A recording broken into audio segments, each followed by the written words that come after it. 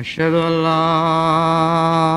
إله إلا الله وحده لا شريك له وأشهد أن محمدا عبده ورسوله أما بعد فأعوذ بالله من الشيطان الرجيم بسم الله الرحمن الرحيم الحمد لله رب العالمين الرحمن الرحيم مالك يوم الدين إياك نعبد وإياك نستعين اهدنا الصراط المستقيم صراط الذين أنعمت عليهم غير المغضوب عليهم ولا الضالين لله ما في السماوات وما في الأرض وإن تبدوا ما في أنفسكم أو تخفوه يحاسبكم به الله فيغفر لمن يشاء ويعذب من يشاء والله على كل شيء قدير آمن الرسول بما أنزل إليه من ربه والمؤمنون كل آمن بالله وملائكته وكتبه ورسله لا نفرق بين أحد من رسله وقالوا سمعنا وأطعنا غفرانك ربنا وإليك المصير۔ اللہ تعالیٰ کی مغفرت کا مضمون بہت ہی وسیع ہے، اور جیسا کہ اس لفظ کے معانی میں ڈھانکنا، ڈھانپ لینا پایا جاتا ہے، اسی طرح یہ صفت مغفرت بھی انسانی زندگی کے سارے اعمال کو ڈھانپے ہوئے ہے، خواہ وہ تعلق باللہ کے اعمال ہوں، یعنی اللہ سے تعلق رکھنے والے، یا حقوق العباد سے تعلق رکھنے والے اعمال ہوں۔ بہت ہی وسیع مضمون ہے جس کو قرآن کریم نے مختلف پیرائے میں مختلف مواقع پر بیان فرمایا، اور اس صفت سے متعلق گفتگو کرتے ہوئے یہ ممکن نہیں کہ تھوڑے وقت میں اسے بیان کیا جا سکے۔ ویسے تو قرآن کریم میں کوئی ایک بھی آیت ایسی نہیں جس سے مضامین کے چشمے نہ پھوٹتے ہوں اور ان پر انسان کسی صورت میں بھی حاوی ہو سکے۔ چنانچہ قرآن کریم کی کسی آیت کی تفسیر پر حاوی ہونے کا دعویٰ ہی ایک نہایت متکبرانہ دعویٰ ہے اور بالکل جھوٹا دعویٰ ہے۔ تو ان معنوں میں تو ہر آیت، جب ہم عرف عام میں بات کرتے ہیں تو ان آیات میں سے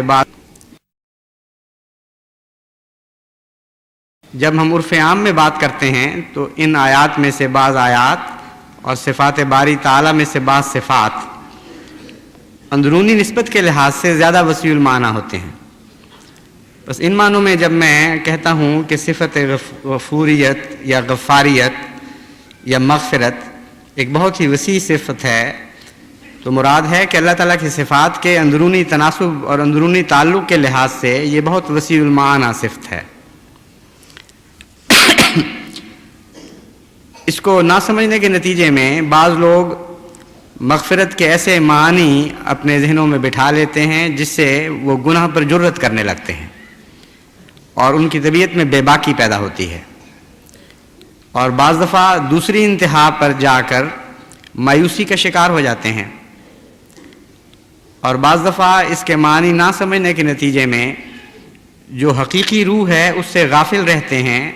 اور جس رنگ میں خدا تعالیٰ کی صفت مغفرت سے استفادہ کرنا چاہیے اس استفادہ کی توفیق نہیں پاتے۔ اللہ تعالیٰ کی یہ صفت مختلف بندوں کے تعلق میں مختلف معانی اختیار کرتی چلی جاتی ہے، اور قرآن اور سنت سے یہ ثابت ہے کہ اس کے نہایت اعلیٰ اور عرفہ معنی ہمارے آقا و مولا حضرت اقدس محمد مصطفیٰ صلی اللہ علیہ وآلہ وسلم کے تعلق میں بیان ہوئے، اور ادنا معنی ایسے گنہگاروں کے حق میں بھی بیان ہوئے جن کے اعمال نامے میں کچھ بھی ایسا نیکی کا فعل نہیں تھا، کوئی ایسی خدا تعالیٰ کی مغفرت کو جذب کرنے والی خوبی نہیں تھی کہ یوں معلوم ہوتا تھا کہ جیسے لازماً وہ لوگ جہنمی ہو چکے، لیکن خدا تعالیٰ کی صفت مغفرت نے ان کو بھی بچا لیا۔ بس ان دو انتہاؤں کے درمیان سالکین کے جتنے مراتب ہیں ان سب پر اللہ تعالیٰ کی صفت مغفرت پھیلی پڑی ہے، یعنی کچی پکی کا امتحان دینا ہو تو وہاں بھی صفت مغفرت ایک پرچہ ڈالے گی، اور سب سے اعلیٰ درجے کا امتحان دینا ہو اور اس میں بھی انتہائی اعلیٰ مقام کے نمبر حاصل کرنے ہوں تو اس کے لیے بھی صفت مغفرت ایک پرچہ ڈالے گی، اور یہی مغفرت کی صفت مختلف رنگ میں مختلف روپ میں انسان پر ظاہر ہوتی چلی جائے گی۔ آج میں نے جس آیت کا انتخاب کیا ہے اس میں سب سے اعلیٰ اور عرفہ معنی صفت مغفرت کے بیان ہوئے جن کا تعلق حضرت اقدس محمد مصطفیٰ صلی اللہ علیہ وآلہ وسلم سے ہے۔ اللہ تعالیٰ فرماتا ہے آمن الرسول بما انزل الیہ من ربہ والمؤمنون، کہ محمد مصطفیٰ صلی اللہ علیہ وآلہ وسلم ان سب چیزوں پر ایمان لے آئے جو خدا تعالیٰ کی طرف سے اتاری گئیں، اور آپ کی غلامی میں آپ کی اطاعت میں مومن بھی درجہ بدرجہ ان چیزوں پر ایمان لے آئے۔ کل آمن باللہ ہے، یہ وہ لوگ ہیں جنہوں نے اللہ پر ایمان لانے کا حق ادا کیا، وہ ملائکتہ ہی اور فرشتوں پر ایمان لے آئے، اور کتب پر ایمان لے آئے، اور رسولوں پر ایمان لے آئے، اور یہ کہا کہ لا نفرق بین احد من رسلہ، یعنی حضرت اقدس محمد مصطفیٰ صلی اللہ علیہ وآلہ وسلم جو سب رسولوں سے افضل ہیں، ان کے انکسار کا عالم اپنے رب کے حضور یہ تھا کہ خود بھی یہی کہا اور اپنے ماننے والوں کو بھی یہ تعلیم دی کہ خدا کی طرف سے جو بھی آئے اعلیٰ ہو یا ادنا ہو ہم ان سب پر ایمان لاتے ہیں۔ وقالوا سمعنا واطعنا، اور صرف ایمان کی حد تک نہیں بلکہ اعمال میں بھی وہ درجہ کمال کو پہنچ گئے، اور انہوں نے یہ عرض کی اپنے رب سے سمعنا واطعنا کہ ہم نے سنا اور اطاعت کی، اور کوئی فرق نہیں رہنے دیا سننے اور اطاعت کے درمیان، کوئی فاصلہ نہیں چھوڑا تیرے احکام اور ان کی بجاوری کے مابین، سمعنا واطعنا۔ اس کے بعد مغفرت کے وہ کیا معنی لیتے ہیں اس کا ذکر ہے، اور یہاں میں دو معنوں میں غفرانہ کا ربنا دو معنوں میں غفرانہ کا ربنا کی تفسیر کروں گا۔ یہ سب کچھ کرنے کے باوجود وہ یہ عرض کرتے ہیں اپنے رب سے کہ ان اعمال سے ہم کوئی درجہ نہیں پا سکتے، کسی ثواب کے مستحق نہیں ہو سکتے، ان سب کے باوجود ہم سمجھتے ہیں کہ ہمارا کوئی اجر نہیں، کیونکہ یہ ساری طاقتیں تو نے ہی عطا فرمائی تھیں۔ غفرانہ کا ربنا، اس انتہائی بلندی کے مقام پر پہنچنے کے باوجود ہم تیری مغفرت کے طالب ہیں، کہ تیری ہی مغفرت کے نتیجے میں ہم معاف کیے جائیں گے اور ہمیں اجر عطا کیے جائیں گے۔ دوسرا معنی اس کا یہ ہے کہ یہ سب کچھ تیرے غفران کے نتیجے میں ہوا تھا۔ انسان کو ذاتی طور پر معصوم ہونے کی طاقت ہی نہیں ہے، ناممکن ہے کہ وہ گناہوں سے بچ سکے سوائے اس کے کہ تیری مغفرت اس کو حاصل ہو۔ اس لیے یہ مرتبہ جو ہمیں عطا ہوا، ہمیں پورا احساس ہے، ہم عارفانہ طور پر یہ بات جانتے ہیں کہ محض تیری غفاری کے نتیجے میں، تیری مغفرت کی عطا کے طور پر ہمیں یہ معصومیت عطا ہوئی کہ ہم سمینا و اطعنا کہنے کے مقام پر کھڑا کیے گئے۔ بس مغفرت کے یہ دو معنی ہیں جو نہایت اعلیٰ اور عرفہ ہیں، اور آن حضرت صلی اللہ علیہ وآلہ وسلم کے متعلق جب بھی لفظ مغفرت استعمال ہوا ہے یا آپ نے استغفار کا لفظ اپنے لیے استعمال فرمایا، علی الخصوص ان دو معنوں میں وہ استعمال ہوا ہے، یعنی گناہوں کی بخشش کے معنوں میں نہیں، بلکہ گناہ نہ کرنے کے باوجود انکساری کی انتہا کے طور پر یہ عرض کرنے کے معنوں میں ہے کہ اے خدا، ان سب باتوں کے باوجود انسان فی ذات ہی کسی چیز کا مستحق نہیں ہے۔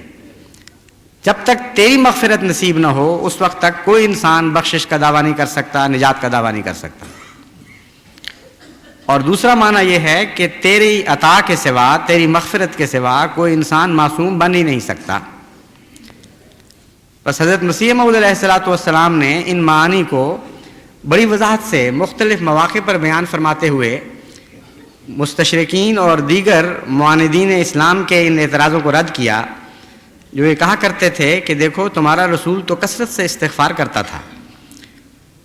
اور روایات سے پتہ چلتا ہے کہ دن میں 100 بار آن حضور صلی اللہ علیہ وآلہ وسلم استغفار فرمایا کرتے تھے۔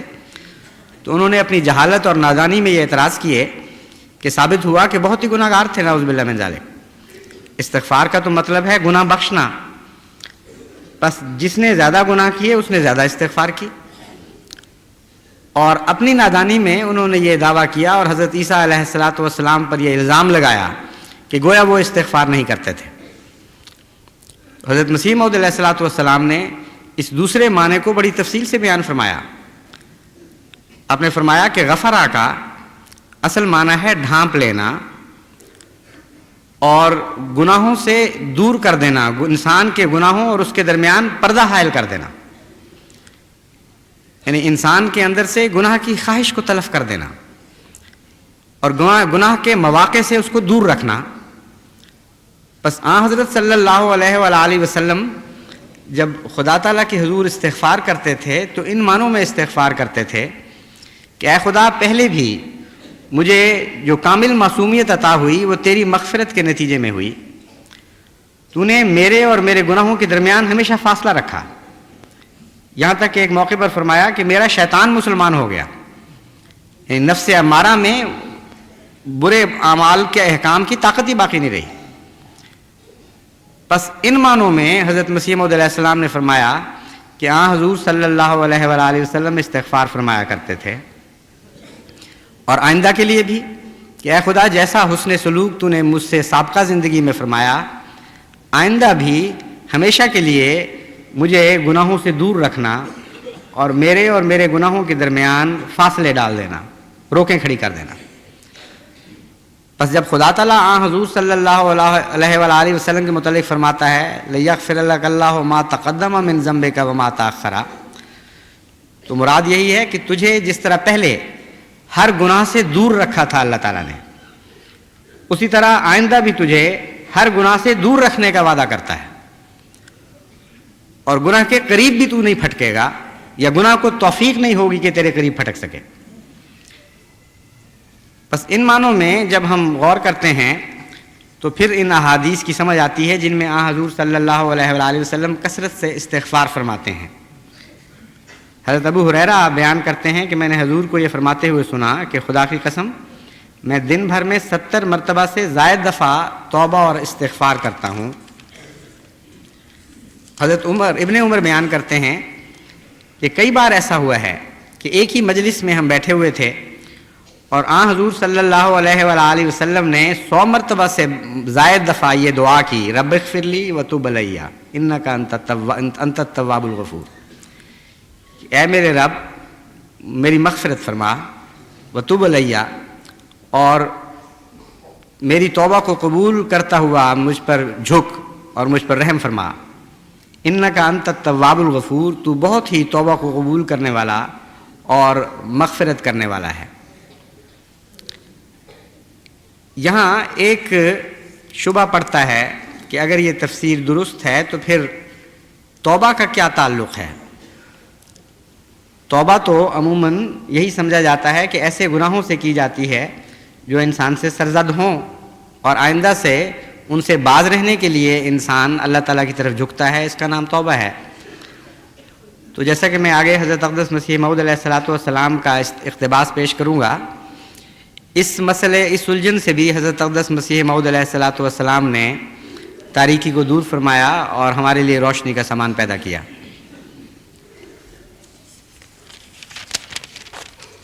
چنانچہ ان معنوں میں کہ خدا تعالیٰ سے گناہوں سے دور رہنے کی دعا کی جائے، حضرت مسیح موعود علیہ السلام نے مختلف انداز میں جماعت کو نصیحت فرمائی اور اس طرف توجہ دلائی کہ توبہ کے ادنا معنوں سے بہت بڑھ کر توبہ کے اعلیٰ معنی کی طرف توجہ کرو، اور استغفار کے ادنا معنوں سے بہت بڑھ کر استغفار کے اعلیٰ معنوں کی طرف توجہ کرو۔ اگر تم چاہتے ہو کہ تمام دنیا کی تم مربی بن جاؤ اور تمام دنیا کے لیے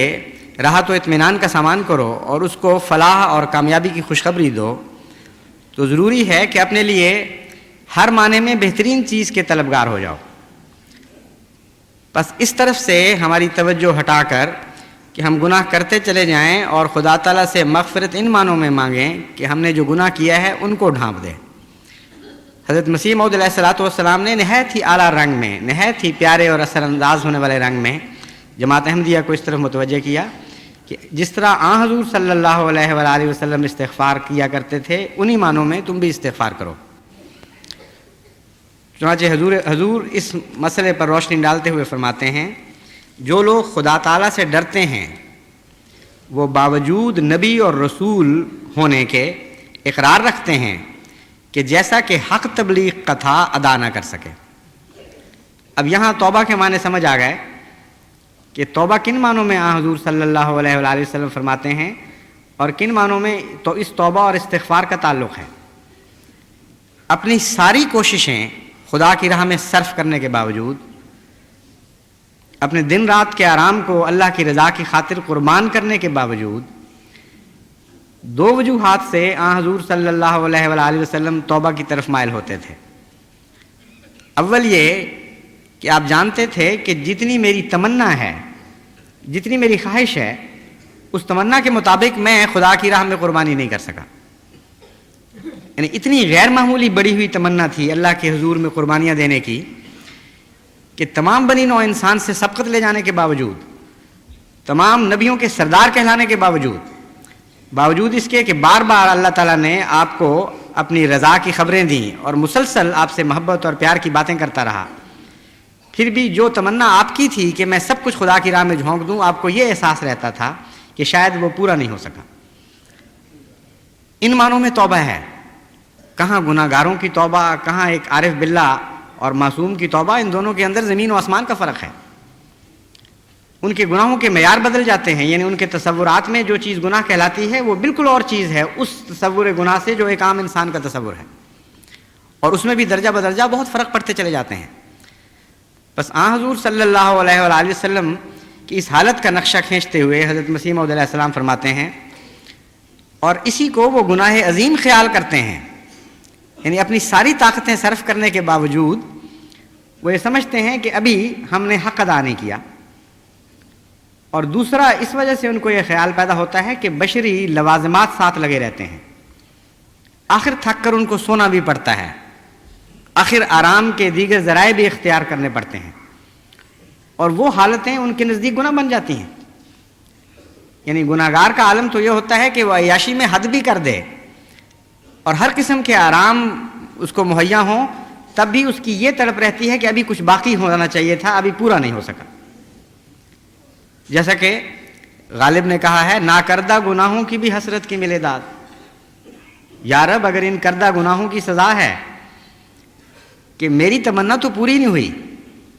مجھے تو اور بہت کچھ گناہ کرنے کی حسرتیں باقی تھیں، اس لیے جو میں کر سکا ہوں اگر ان پر سزا دینی ہے تو ناکردہ گناہوں کی بھی حسرت کی کچھ داد ہو جائے. پھر کہتا ہے، دریائے معاصی تو نقابی سے ہوا خشک، میرا سر دامن بھی ابھی تر نہ ہوا تھا. تو اصطلاحیں بدل جاتی ہیں، ہر شخص کی حالت کے مطابق وہی اصطلاح مختلف معنی اختیار کر جاتی ہے. تو ایک گناہ گار جو دن رات گناہوں میں ڈوبا ہوا ہے، اس کی حسرتیں پوری نہیں ہو رہی ہوتی،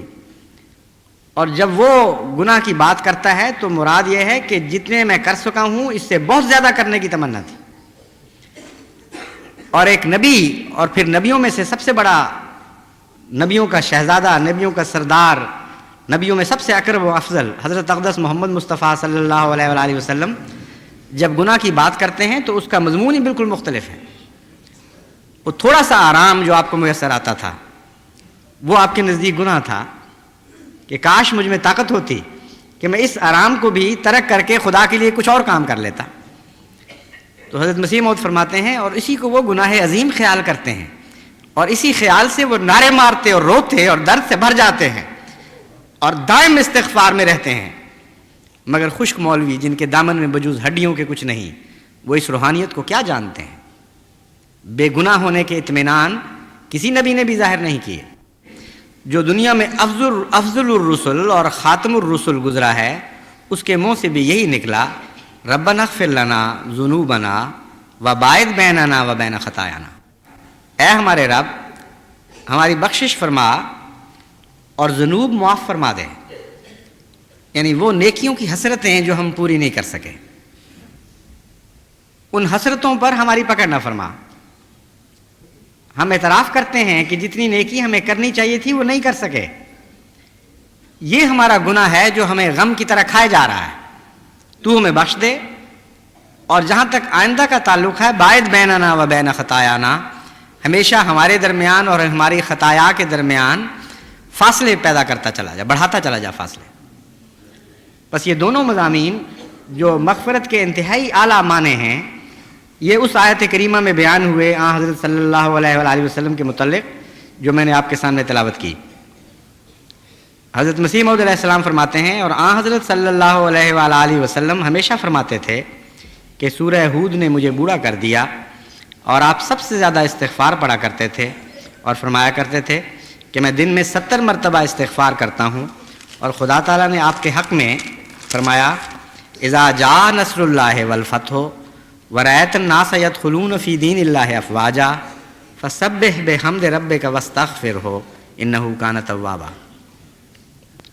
اس صورت کی ایک بالکل نئی اور اچھوتی تفسیر کرتے ہوئے حضرت مسیح موعود علیہ السلام فرماتے ہیں، یہ صورت آن حضرت صلی اللہ علیہ وآلہ وسلم کے قرب زمانہ وفات میں نازل ہوئی تھی، اور اس میں اللہ تعالیٰ زور دے کر اپنی نصرت اور تائید اور تکمیل مقاصد دین کی خبر دیتا ہے کہ اب تو اے نبی خدا کی تسبیح اور تمجید کر اور خدا سے مغفرت چاہ، وہ تواب ہے. اس موقع پر مغفرت کا ذکر کرنا اسی بات کی طرف اشارہ ہے کہ اب کام تبلیغ کا ختم ہو گیا. خدا سے دعا کر کہ اگر خدمت تبلیغ کے دقائق میں کوئی فروگزاشت ہو گئی ہو تو خدا اس کو بخش دے. موسیٰ بھی توریت میں اپنے قصوروں کو یاد کر کے روتا ہے، اور جس کو عیسائیوں نے خدا بنا رکھا ہے، کسی نے اس کو کہا کہ اے نیک استاد، تو اس نے جواب دیا کہ تو مجھے کیوں نیک کہتا ہے؟ نیک کوئی نہیں مگر خدا. یہی تمام اولیاء کا شعار رہا ہے. سب نے استغفار کو اپنا شعار قرار دیا ہے بجوز شیطان کے. پھر مزید فرماتے ہیں، چنانچہ ہمارے نبی کریم صلی اللہ علیہ وآلہ وسلم کی تمام استغفار اسی بنا پر ہے کہ آپ بہت ہی ڈرتے تھے کہ جو خدمت مجھے سپرد کی گئی ہے، یعنی تبلیغ کی خدمت اور خدا کی راہ میں جان فشانی کی خدمت، اس کو جیسا کہ اس کا حق تھا میں ادا نہیں کر سکا. اور اس خدمت کو آن حضرت صلی اللہ علیہ وآلہ وسلم کے برابر کس نے ادا کیا؟ کسی نے ادا نہیں کیا، مگر خوف، عظمت اور ہیبت الہی آپ کے دل میں حد سے زیادہ تھا، اور اسی لیے دوام استغفار آپ کا شغل تھا۔ اب دیکھیے دعوت اللہ کا کتنا بڑا کام اللہ تعالیٰ نے آن حضرت صلی اللہ علیہ وآلہ وسلم کو سونپا، اور وہی کام آج ہمارے لیے ہماری طرف منتقل کیا گیا ہے۔ وہ سارا بوجھ آج ہمارے کمزور کندھوں پر ہے۔ بس ان معنوں میں، جن معنوں میں آن حضرت صلی اللہ علیہ وآلہ وسلم استغفار فرمایا کرتے تھے، کتنی بڑی ذمہ داری ہمارے کندھوں پر عائد ہوتی ہے کہ ہم ان معنوں میں استغفار کریں، کثرت کے ساتھ دعوت اللہ کا حق ادا کرتے چلے جائیں، اور پھر ہرگز تکبر کو پاس نہ پھٹکنے دیں، یہ وہم و گمان بھی نہ کریں کہ ہم نے کمال کر دیا ہے۔ نہایت عاجزی سے روتے ہوئے اپنے رب سے یہ عرض کریں کہ اے خدا، تیرا سب سے کامل نبی، جس سے بہتر حقوق کی ادائیگی کسی نے نہیں کی تھی، جس سے بڑا امین کوئی دنیا میں پیدا نہ ہوا، نہ ہو سکتا ہے، نہ ہوگا، جس نے تیری ہر امانت کا حق پورا پورا ادا کیا،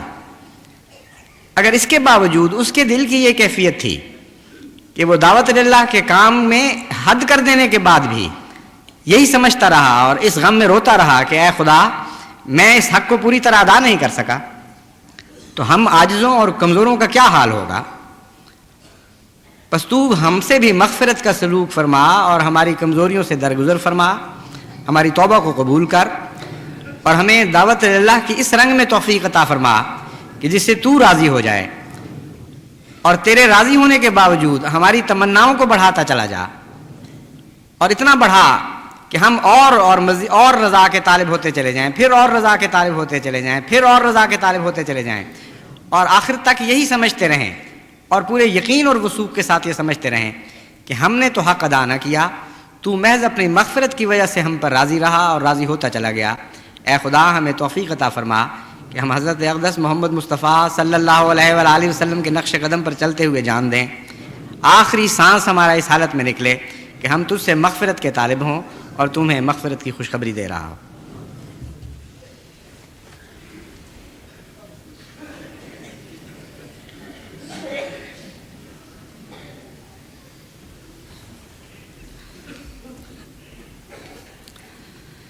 الحمدللہ نحمدہ ونستعینہ ونستغفرہ ونؤمن بہ ونتوکل علیہ ونعوذ باللہ من شرور انفسنا ومن سیئات اعمالنا ومن يهده الله فلا مضل له ومن يضلله فلا هادي له ونشهد أن لا إله إلا الله وحده لا شريك له ونشهد أن محمدًا عبده ورسوله